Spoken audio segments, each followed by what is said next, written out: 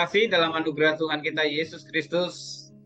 Senang sekali hari ini saya menyapa Bapak Ibu, Opa Oma, adik-adik saudara sekalian dalam program Sapaan Gembala GKI 5 hari ini Selasa 17 Oktober 2023. Saya akan membawakan firman Tuhan dengan tema saling mengampuni.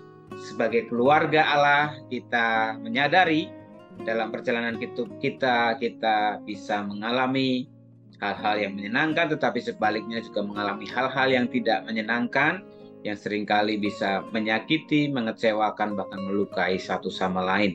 Sebagai keluarga Allah kita diingatkan, bukan hanya saling mengasihi, tetapi juga saling mengampuni. Dan renungan ini disarkan dari Efesus pasal 4 ayat 32. Sebelumnya mari kita berdoa. Terima kasih Tuhan, kami bersyukur untuk kesempatan yang indah. Hari ini kembali bersama membaca merenungkan bagian firman Tuhan yang mengingatkan pada kami untuk terus boleh saling mengampuni. Kiranya Roh Kudus bekerjalah kepada setiap kami. Amin. Efesus 4 ayat 32, demikian firman Tuhan. Tetapi hendaklah kamu ramah seorang terhadap yang lain, penuh kasih mesra, dan saling mengampuni sebagaimana Allah di dalam Kristus telah mengampuni kamu. Bapak Ibu, saudara-saudara sekalian, anak-anakku yang dikasihi Tuhan, kita menyadari cepat atau lambat, besar atau kecil, dalam kebersamaan kita, pengalaman dilukai, mengecewakan, menyakiti, bisa terjadi apalagi di dalam kehidupan keluarga. Ada urusan masalah makanan, bisa jadi ribut. Yang satu maunya yang gede, yang satu maunya yang kecil bagiannya. Atau yang satu maunya 2 potong, yang satu maunya 3 potong. Bisa berebut. Nanti marah, berantem, dan seterusnya. Demikian juga pasangan bisa saling mengecewakan karena yang satu sama yang lain tidak mengerti keadaan situasi, sehingga bisa menjadi kecewa, bahkan menjadi marah karena tidak memenuhi keinginan satu sama lain. Nah, hari ini kita diajak untuk menyadari sebagai keluarga Allah, kesediaan untuk mengampuni itu merupakan sebuah hal yang wajib, kalau nggak boleh dikatakan harus gitu ya. Kenapa? Karena pengalaman dilukai adalah pengalaman yang sadar tidak sadar sering kita alami dalam kehidupan sehari-hari. Tapi kalau kesediaan saling mengampuni itu menjadi sebuah keterampilan, kemampuan yang begitu menyadari kelemahan kita, kerapuhan, keterbatasan kita, maka itu adalah menjadi sebuah kunci utama bagaimana keluarga itu akan hidup rukun. Paulus menasihatkan jemaat Efesus, kesediaan untuk saling mengampuni itu menjadi sebuah keharusan karena Allah di dalam Kristus telah lebih dulu mengampuni diri kita, manusia yang berdosa ini. Oleh sebab itu, menjadi penting untuk kita menyadari kita juga memiliki kesalahan. Kita bisa keliru, kita bisa salah, entah perkataan, pemikiran, perbuatan, pendapat kita yang bisa menyakiti anak-anak kita atau sebaliknya. Perkataan kita juga bisa menyakiti orang tua saudara kita. Maka menyadari kerapuhan kita yang bisa salah, bisa keliru, kita juga pastinya minta ampun sama Tuhan. Dan kalau Tuhan sudah mengampuni kita lebih dulu, maka kita pun juga harus bersedia untuk mengampuni orang-orang di sekitar kita yang juga mungkin sadar atau tidak sadar telah menyakiti kita, telah mengecewakan kita, telah melukai kita.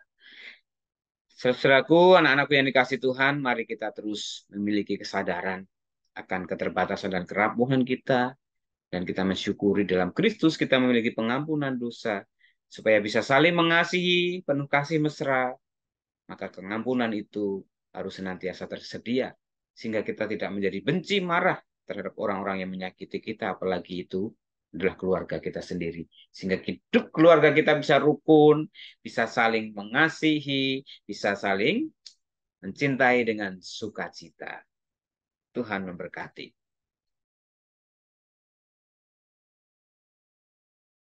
Mari kita berdoa. Tuhan, kami bersyukur hari ini kembali kami diingatkan sebagai keluarga Allah, kami harus memiliki kesediaan diri untuk mengampuni, bahkan mengampuni, saling mengampuni menjadi sebuah keharusan dalam kehidupan kami bersama, karena kami menyadari setiap pribadi ini rapuh. Artinya kami juga bisa salah, bisa keliru, bisa berkata-kata yang tidak benar, bisa mengambil keputusan yang salah, yang mengecewakan, menyakiti, melukai sesama kami. Ajar kami ya Tuhan untuk terus mengingat kerapuhan ini dengan mensyukuri anugerah keselamatan pengampunan dalam Kristus, sehingga kami pun juga dimampukan untuk mengampuni orang-orang yang bersalah kepada kami. Jadi kesediaan untuk saling mengampuni menjadi sebuah berkat yang luar biasa, sehingga kami sungguh-sungguh hidup dengan kasih mesra, dijauhkan dari kebencian, dijauhkan dari dendam, amarah, sehingga keluarga kami penuh dengan damai sejahtera, sukacita, ketentraman, dan kerukunan. Terima kasih Tuhan, kami bersehati saat ini berdoa untuk saudara-saudara kami yang berulang tahun pada hari Senin 16 Oktober. Ada Ibu Pendeta, Ibu Pendeta Emeritus Neta Sartika, ada Yunike Dian Oktavi, juga ada Ibu Ida Susandri Taihutu untuk tanggal 18, untuk saudara kami ini. Tuhan, kami bersyukur Tuhan memberkati agar mereka senantiasa hidupnya dipenuhi dengan sukacita, kebahagiaan, dan ketentraman dengan orang-orang yang dikasihinya. Kehidupan mereka juga boleh menjadi pancaran kasih Tuhan dan kemuliaan nama Tuhan.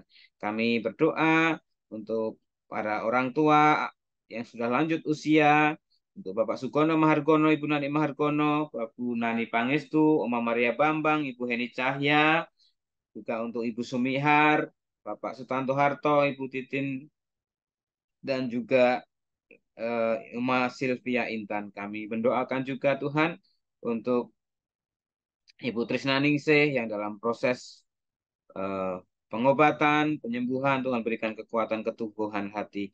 Kami bersyukur juga untuk Gereja GKI Delima yang dalam rangkaian bulan keluarga ini terus mengupayakan acara-acara yang menjadi kesempatan untuk kami saling mengenal, saling mengakrabkan diri satu sama lain.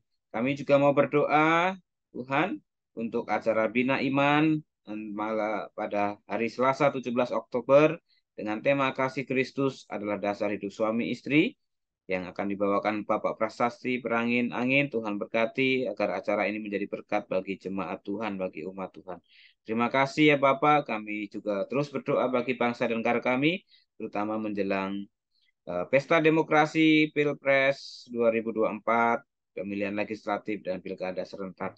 Kami rindu terus memimpin, menemukan pemimpin yang memiliki hati yang sungguh-sungguh berdedikasi untuk kemakmuran, ketentraman, keadilan, kesejahteraan bangsa ini. Biarlah mereka yang berkontestasi dalam Pilpres terutama boleh terus mengutamakan perdamaian, kesatuan hati, dan kerukunan. Terima kasih Tuhan, kami serahkan hidup kehidupan umat-Mu ke dalam kasih-Mu.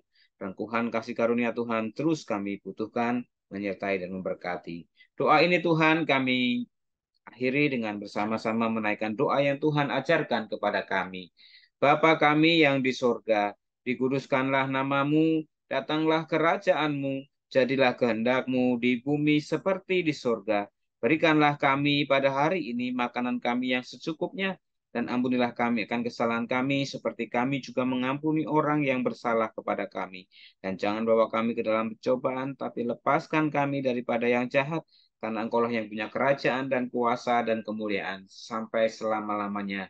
Saudaraku, terimalah berkat Tuhan, kasih setialah Bapa, kasih karunia Tuhan Yesus Kristus dan penyertaan Roh Kudus senantiasa menyertai dan memberkati kehidupanmu dari sekarang sampai selama-lamanya. Amin.